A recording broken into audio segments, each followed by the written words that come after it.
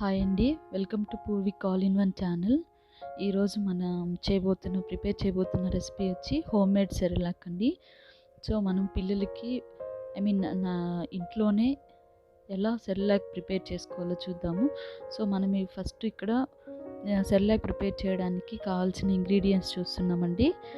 So మనము అన్ని dals తీసుకోవచ్చండి. మ్యాక్సిమం మనం ఇక్కడ ఏం తీసుకున్నాం, పచ్చెనగపప్పు, పెసర్లు తీసుకున్నాము, పెసరపప్పు తీసుకున్నాము, కందిపప్పు తీసుకున్నాము, ముద్దిపప్పు, నెక్స్ట్ బాదాము, జీడిపప్పు 10 తీసుకున్నామండి. నేను ఇక్కడ ఏంటంటే 1 కిలో తీసుకున్నాను టోటల్ కలిపి.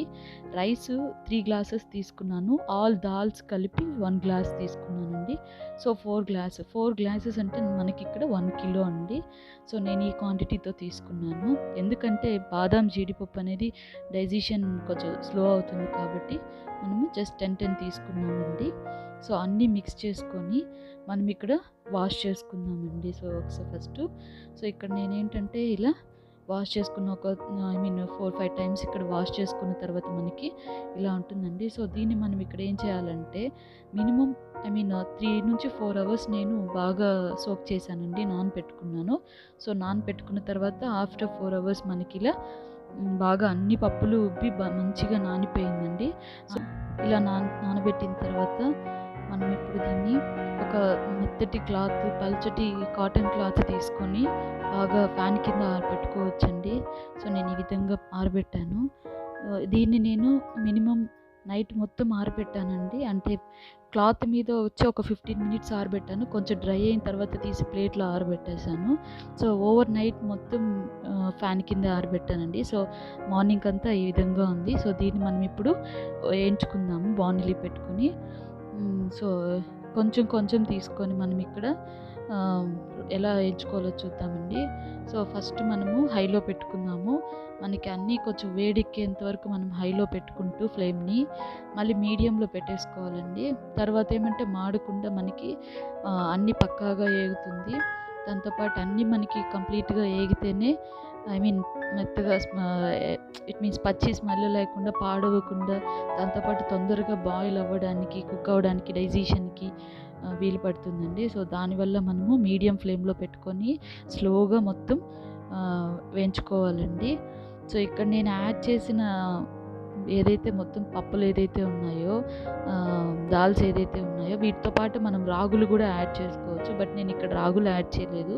ఎందుకంటే నేను వీక్లీ ట్వైస్ అట్లా రాగితో కూడా జావ చేసి తినిపిస్తూ ఉంటాను, పాలు మిక్స్ చేసి. సో దానికోసం అని చెప్పి నేను ఇక్కడ రాగులు యాడ్ చేయట్లేదండి.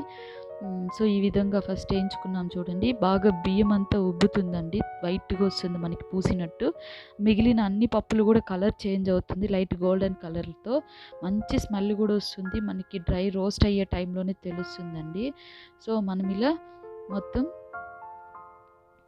ఇలా వేయించుకోవాలి.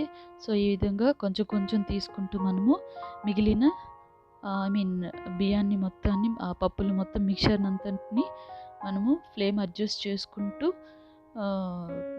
రోస్ట్ చేసుకోవాలండి.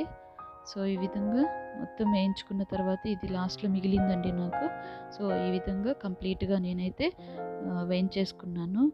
సో ఈ విధంగా చూడండి ఎలా మనకి మొత్తం బియ్యం అంతా పొంగినట్టు, ఉబ్బినట్టు ఉంది చూడండి, పోసినట్టు. సో ఈ విధంగా పప్పులన్నీ కూడా మనకి బాగా వేగిపోయాయి. సో మంచి స్మెల్ కూడా వస్తుందండి. సో మనం ఫ్లేమ్ ఆఫ్ చేసేస్తాము. సో దీని మొత్తాన్ని మనము బాగా చల్లార్చుకోవాలి. చల్లారిన తర్వాత మిక్సీ పట్టాలండి. సో ఏంటంటే మనకి బాగా దగ్గరలో తెలిసిన ఎవరైనా పిండి అలా వేసి ఇచ్చే వాళ్ళు ఉంటే పిండి వేసే టైంలో వేసుకోవచ్చు. లేదు అంటే మనం ఇంట్లోనే మిక్సీ పట్టుకోవచ్చు అండి. బట్ మెత్తగా ఫైన్ పౌడర్ లాగా చేసుకోవాలి. సో నేను ఇక్కడ దీంతో పాటు 1 కిలోకి ఇక్కడ నేను 1 స్పూన్ జీలకర్ర యాడ్ చేస్తున్నానండి. సో మంచి డైజెషన్ కోసమని.